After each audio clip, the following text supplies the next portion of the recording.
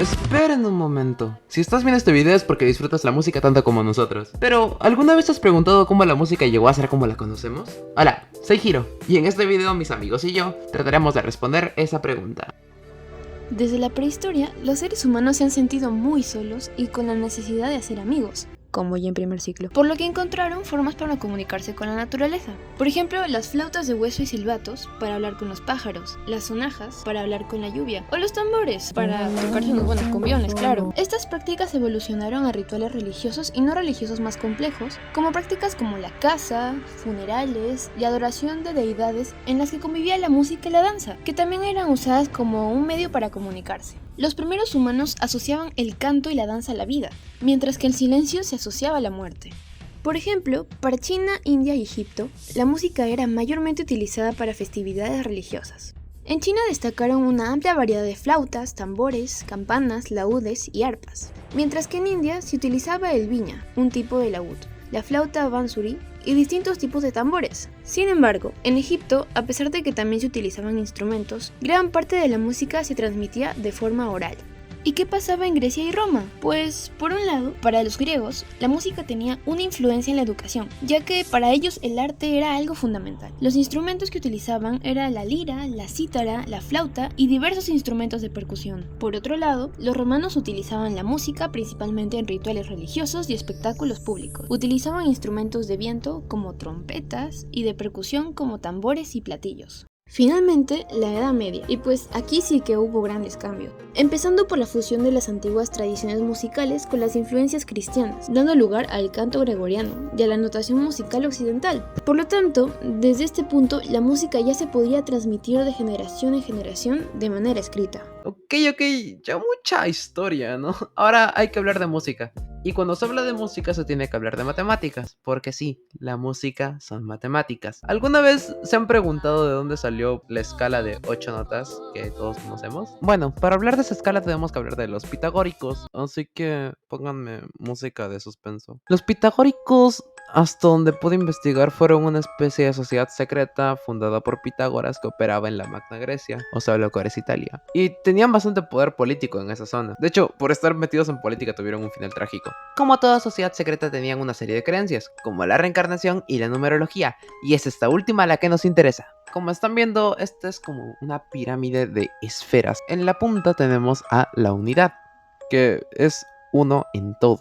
Abajo de esa unidad tenemos a la dualidad, los polos opuestos, en lo que se cree que está la humanidad, que es una especie de orden y balance. El número 3 es la Trinidad, algo que media entre la dualidad, el equilibrio divino. Y finalmente tenemos a la tetratis, la pieza fundamental, la clave de las armonías, representa los 4 elementos y con esta formas la pirámide que si pues sumas todo te da 10, o sea la suma de los 4 primeros números naturales.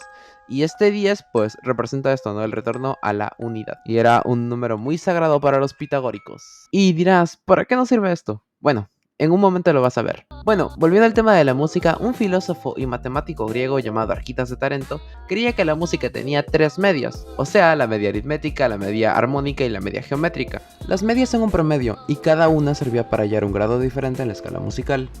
Y para explicar mejor vamos a usar el monocordio, que es un instrumento creado por Pitágoras, básicamente una cuerda tensada sobre una caja de resonancia, que se tocaba usando un pedazo de madera, el cual se ponía en diferentes partes de la cuerda para hacer que sonara o más grave o más aguda, y dar estas 8 notas de la escala pitagórica. Ese instrumento sirve para hacer música, lo que vimos hace rato con las matemáticas de Arquitas de Tarento. O sea, esas proporciones nos dan la escala musical. Como vemos, la nota que tocamos en este monocordio sería un do. Entonces, si esa cuerda la dividimos a la mitad, tocaremos un do otra vez, pero es más agudo. ¿Y esto por qué? Bueno, Pitágoras encontró que es inversamente proporcional a la longitud de la cuerda con la frecuencia de sonido de la nota que emite.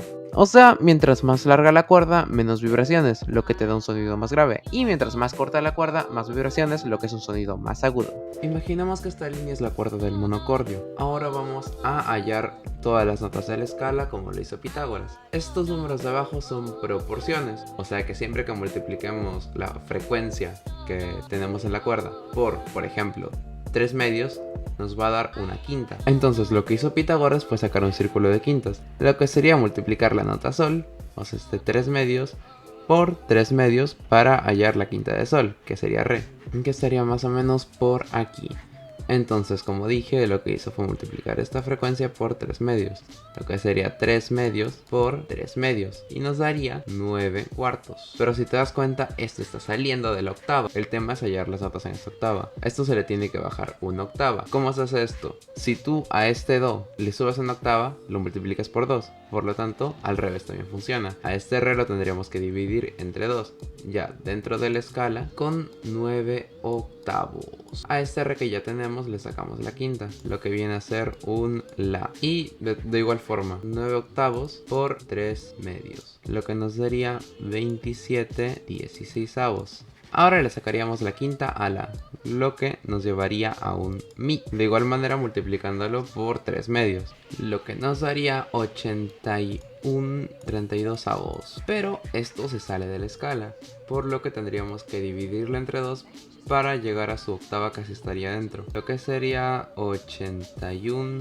64avos. Finalmente tendríamos que hallar la quinta de mi multiplicando 81 64avos por 3 medios, lo que nos daría 243 128avos. Y bueno, finalmente esta sería la escala pitagórica con las proporciones de intervalos que encontró Pitágoras. Esto no termina aquí. Puedes seguir sacando quintas y quintas hasta formar un círculo. Sin embargo, vas a encontrarla como pitagórica, un error de cálculo. Y es que estas matemáticas no son exactas. Al seguir formando el círculo de quintas se decidió cerrar entre el mi bemol y el sol sostenido. Pero si tú sigues ese mi bemol a un la bemol va a sonar una quinta justa. Pero cuando tocas ese mi bemol y un sol sostenido va a sonar la quinta del lobo. Bueno, ahora sí, la música de las esferas. Y es que básicamente todo objeto que se mueve genera una vibración, por lo tanto un sonido. Los pitagóricos creían que los planetas, al ser cuerpos tan grandes en movimiento, deberían generar algún tipo de sonido. Y la combinación de todos estos sonidos sería la música de las esferas, o sea, el silencio. Para los pitagóricos esto no sería una ausencia de ruido, sino la combinación de todos los sonidos de los planetas. Y no podríamos distinguir un silencio verdadero de la música de las esferas, puesto que desde que nacemos escuchamos a esta música. Bueno, volviendo con la historia, vamos a hablar de los islámicos. No, esos no. Esos. En la antigüedad, la música árabe era una mezcla de tradiciones tribales y rituales. Posteriormente, con la llegada del Islam en el siglo VII, la música experimentó una transformación fusionando influencias preislámicas con nuevas formas musicales. Es por ello que la música árabe medieval absorbió elementos de Persia, India, Bizancio y otras culturas conquistadas, creando una vibrante sinfonía de sonidos y estilos únicos.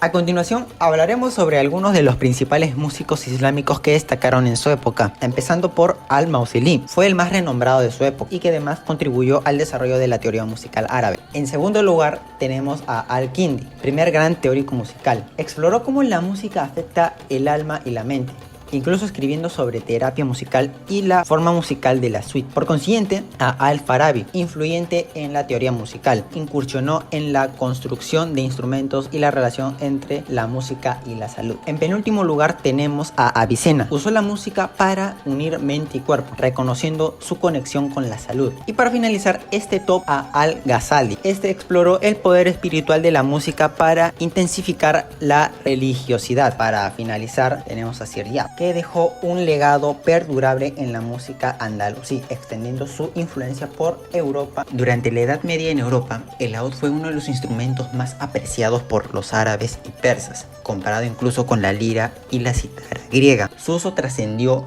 lo meramente musical, siendo empleado por músicos profesionales y teóricos del arte y la ciencia musical. En la península ibérica, el laúd tuvo una fuerte presencia, considerándose el sucesor de la lira clásica y representando la armonía universal que los humanos debían encontrar dentro de sí mismos. Bueno, y respondiendo a la pregunta del inicio del video, cómo llegó la música a ser como la conocemos, llegamos a la conclusión en que fue un proceso muy largo en el que intervinieron varias civilizaciones y culturas, cada una aportando su granito de arena, lo que en conjunto llevó a conformar la música que hoy conocemos.